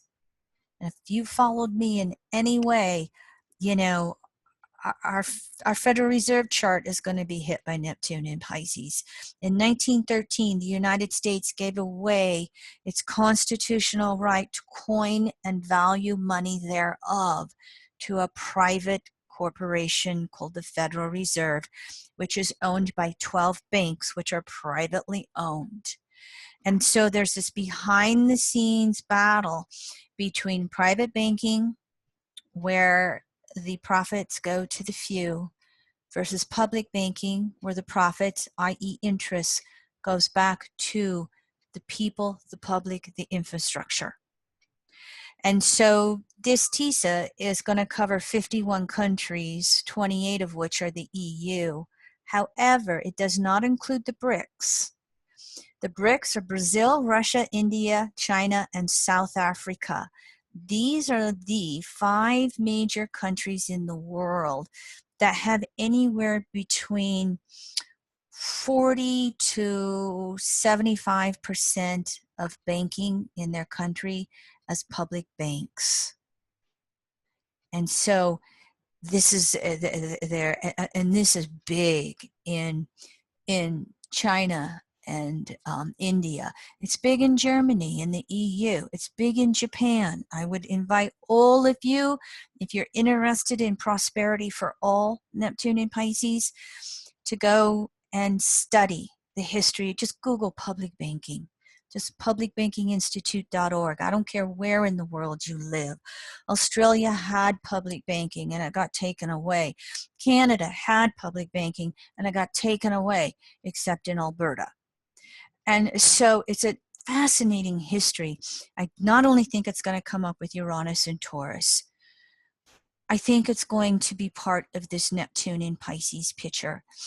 And the Neptune in Pisces part could easily be a distortion of intensifying the Pluto and Capricorn haves and have-nots. And so really, really study this, because again, history is full of those examples where the public and private interests compete over control of money, monetary policies, and who gets the profits or interest. Do we create more billionaires, or do we put it into infrastructure and taking care of our elderly, especially those with Alzheimer's? I just included this quote because I thought it's a fascinating quote. If you don't know who Mayer Rothschild is, he was from the 1700s. He had 5 sons, and he sent his 5 sons in the 1700s to the major cities of Europe: London, Paris, Frankfurt, Florence. I don't remember the 5th one. And they are still very much in business, in banking, but they're private banking, and you never see them in the headlines. Give me control of a nation's money, and I care not who makes the laws. This is the Ellen Brown that I recommended. This is her latest book. She's supposed to have another one out, but I haven't seen it yet.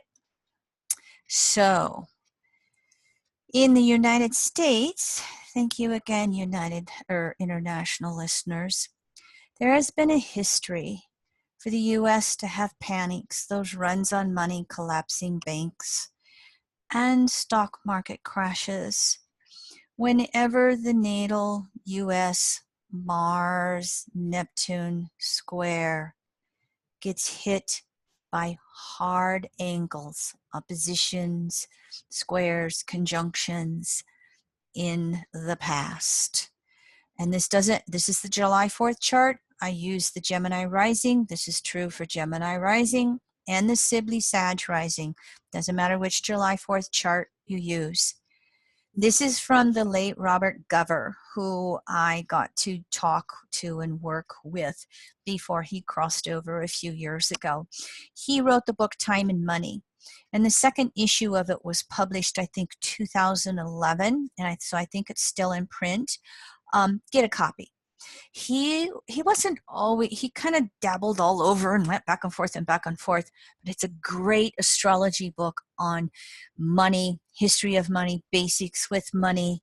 And here are all of the panics and stock market upsets. And every single one of these, there was a harsh aspect to Mars, Neptune. So guess what? Here's, again, I use the Gemini rising chart. We're all excited about the US Pluto return, and before that, Pluto in Capricorn up here is going to oppose Mercury 5 times. And this is all going to take place between 2020 to 2022. Guess what else is happening between 2020 and 2022? Neptune is going to be up here making 5 last quarter squares, crises in consciousness, crises in understanding. What will the collective consciousness masses recognize with what goes on? And we're then going to have 3 Neptune oppositions in the US chart. Now, I didn't put Jupiter in here, but if you look at Jupiter in Sag, it can be activating this T-square, or excuse me, it can be activating this square next year in 2019. Stay tuned. Just because we have these harsh aspects to the US Mars Neptune, it doesn't guarantee a panic or a stock market crash. But there's been a good collective history of that happening. So I've been aware and following this Neptune in Pisces transit to the US chart getting closer and closer, just as much as I've been following the transiting Pluto and the US's first Pluto return. And if you're following anything that's happening in the US political scene right now, you know, there are those who wonder, the first Pluto soul return, are we getting closer and closer to a constitutional crisis in our country? Is there something that's going to come along that affects the resources and the whole banking scenario that I think Neptune's just as much a part of? You know, it's why I'm an advocate for public banking. I'm an advocate for solving the problem on the grassroots level with the masses, because the more that the collective understands what's going on, and the more that the collective acts to make change, the less vulnerable we are to the elite few, whoever they are, wherever they operate. So I will allow all of you to just kind of play with this and do more research on your own.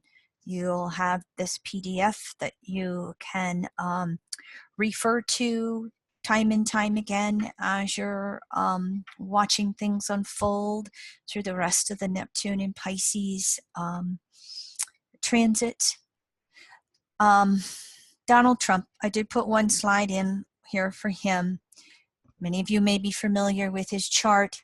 He's got a lot of planets in Gemini and Sag. And Neptune in Pisces is just getting ready from his 7th house, others. It's just getting ready to make last quarter squares to Uranus, to square the nodes of the moon, to first quarter square the moon right here, and to last quarter square the sun. So from 2019 through 2022, it's going to be an intense few years for Donald Trump. And this is going to be in the midst of the slide that I just showed you with the Neptune in Pisces hits to the July 4th United States chart. You know, I won't get too political. I will say that for me personally, I don't know how this gentleman can last, because I don't think he has truth on his side.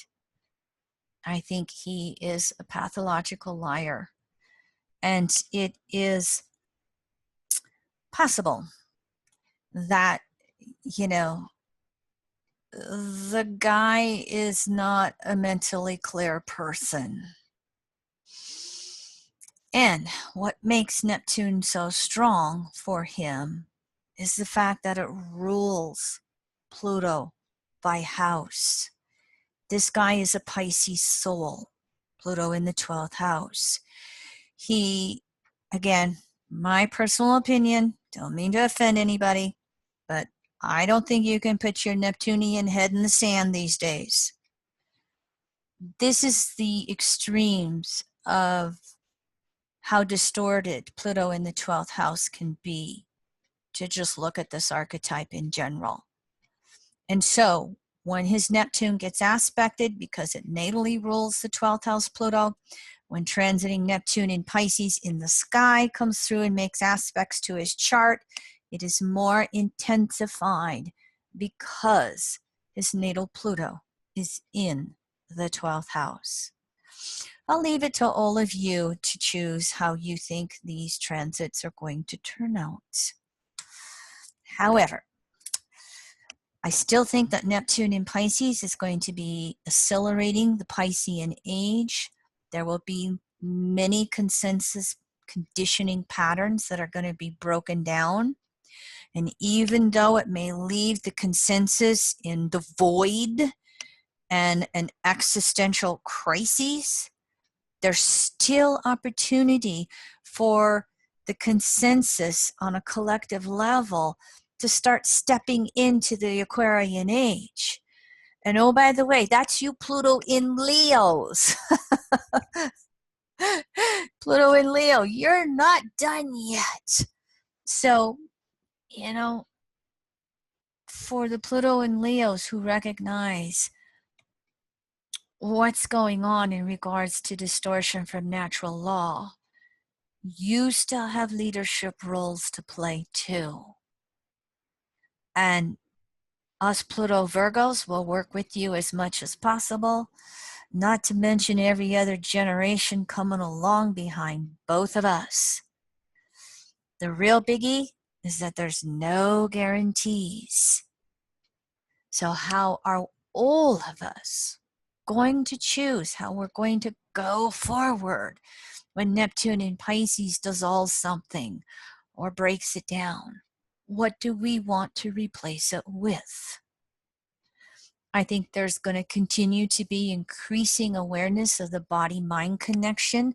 I feel that actually started with Neptune in Aquarius, and then we had Uranus transit through Aquarius. Here in the US, maybe it will bring us universal health care.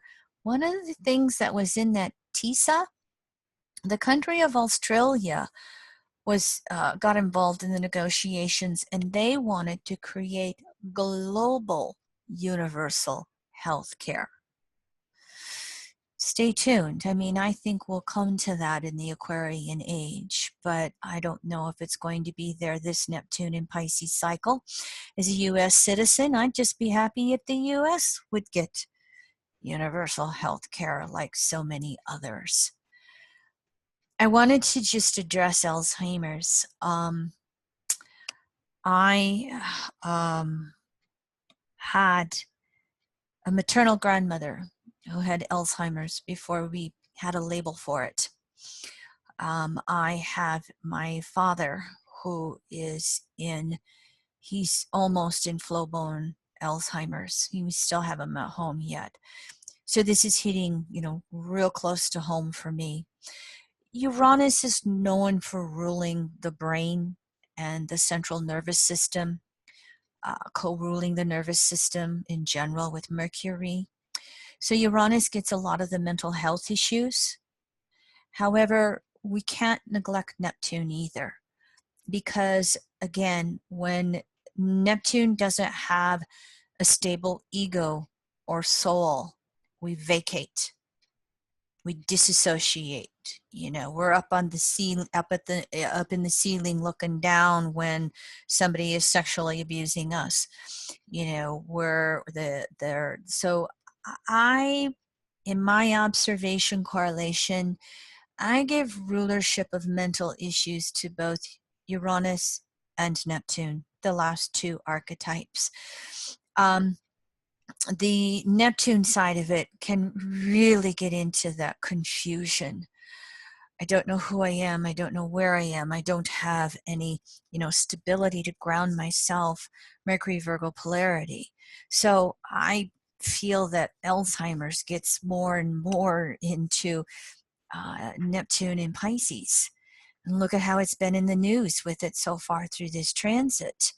And if you live anywhere in the Western world or the industrialized world, it is in your country's future. And so what are we going to do about it? How are we going to take care of the elderly that can't take care of themselves? Will we have a research breakthrough that allows us to understand where it comes from, how it is created? In some ways, I think it's that disconnect from source that we have. I think it's the distortions of diet, exercise, and rest that we have. My father was a farmer, and he sprayed chemicals on our land for the 50 years that he farmed. And I think it could be as simple as the health effects from Monsanto and Roundup, glyphosate, or whatever that is. There may be multiple things. It can just be, that elderly didn't used to live this long. And it's the way of the soul, leaving the body before the body's here. There can be all kinds of things about it.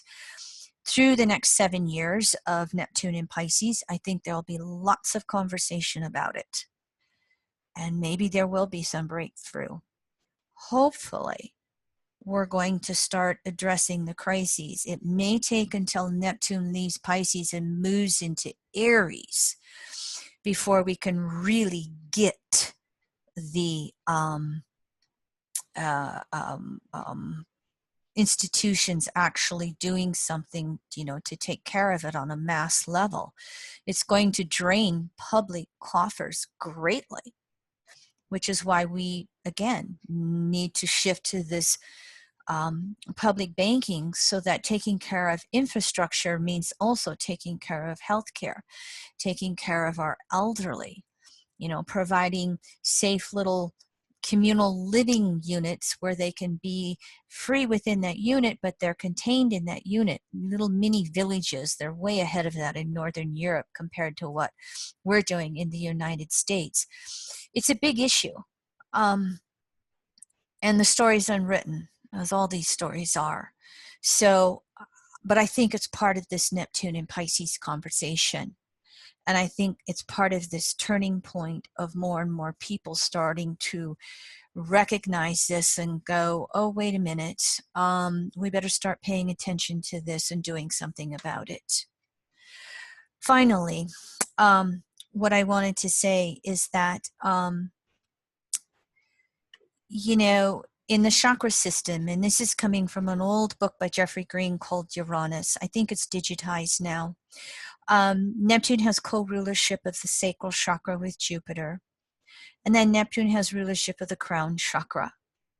And as I said before, when the soul leaves the body, it does it by going out of the crown chakra. And what I just kind of wanted to mention to everybody, sometimes with Neptune in Pisces, we we want to get into the New Agey metaphysical movement, and we want to live from our neck up. We just want to do the Neptunian crown chakra. Well, if it's not grounded, then it creates all kinds of distortions down here in the root chakras with survivalship and sexuality, and even how to use our will. And so wholeness is being able to balance the chakras and run the energy in either direction. And I should give credit to, I think these words come from, oh gosh, the gal who did the chakra books, and I'm not going to remember her name right now. But liberation is where you start with the root chakra and ground yourself, but move through and liberate the soul. Manifestation is coming from the crown chakra and being able to ground yourself and bring it into the reality of manifestation. So with this chakra rulership system, we have Neptune on both ends, the sacral and the crown chakra. And so for me, Neptune ruling Pisces and the polarity Virgo is being able to balance. It's walking a dual path. It's being in our body and it's being a spiritual soul at the same time. And I think this is some of the deepest, broadest lessons that Neptune in Pisces is bringing us, is to be able to do both. All right. I hope you found this helpful. Here's my little housekeeping slide. Here's my other housekeeping slide. And that is it. So any questions by anybody? I know I ran to the time, but I'm willing to take a few questions. I don't know if there's another one after me or not. Okay, we'll take one or two questions. Kim-Marie, could you please stop share at the top of the screen? Could I do stop share? Stop share. Okay, yep, okay. And does that stop recording? Oh, no. Okay, so leave recording on. Okay. Was there a question? Did I hear somebody talking?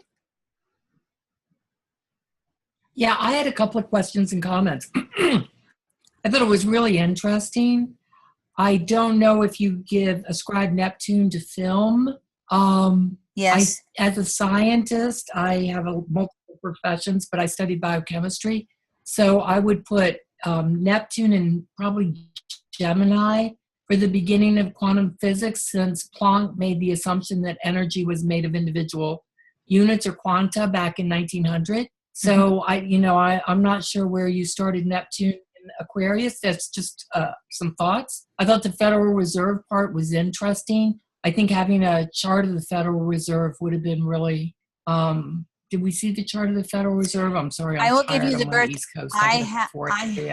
I was afraid of overwhelming. I had about 6 more charts related to finances. The Federal Reserve Act, December 23rd, 1913, 6:02 p.m., Washington, D.C. Woodrow Wilson signed it just before the Christmas break because it was so unpopular in Congress. It was rammed through by Senator Nelson, who was married to one of the Rockefellers, I think. I don't know if I have the quotes right, but the birth date is right. December 23rd, 1913, 6:02 p.m., Washington, D.C. Yeah, I ran both charts while you were talking. Yeah. Because I happen to know all that, and I find all that very interesting. So thank you. Thank you. I already ran them. I think that's very interesting, and I think we're going to see some. Pluto in Capricorn was our last revolution. Are we going to see another revolution? Oh, we could see all of the above with our Pluto return. Yeah, we could see all of the above between Pluto and Neptune transits. I think a little more detail on the Dakota pipelines would have been really interesting since you're there and since you have access, because all of us in the rest of the country, I live in Washington, D.C., follow that really closely. right? Yeah. My son flew up from Denver to participate in the protests because, you know, he felt it was so important. So thank you for bringing it up. I don't have necessarily a chart on the Dakota Access Pipeline. However, as you know, North Dakota and South Dakota are twins, and it's November 2nd, 1889. Hold on a second, 2:43 p.m. Pierce, South Dakota, Bismarck, North Dakota. And what you want to start paying attention to next is that both of these conservative states have been passing laws to make it harder and harder for us to protest. And by the way, it's 2:40 p.m. The two Dakotas, November 2nd, 1889, 2:40 p.m. South Dakota, it was Yankton. They transferred it to Pierce. So you do Yankton. North Dakota, you do Bismarck. I expect those two to heat up again, but I think where it's going to heat up even more for those of you following the XL pipeline is Nebraska, because Nebraska's PUC was the most outspoken in disagreeing with the pipeline, and they made them change the pipeline. So now it's working its way through the courts, where they're having to go all the way back through and redo the environmental, what am I trying to say, how it will affect the environment. So Nebraska will probably be able to stand up and protest a lot better than the Dakotas. Okay, Kim Marie, we really must wind down now. I'd like to thank you so much for this wonderful meeting. Would you all please thank Kim Marie Weimer, everyone? Thank you. It was wonderful. Thank you so much. Thank you. Thank you, everyone. Thank It's a you. pleasure on my end. Thank you. It was Thank you. fascinating.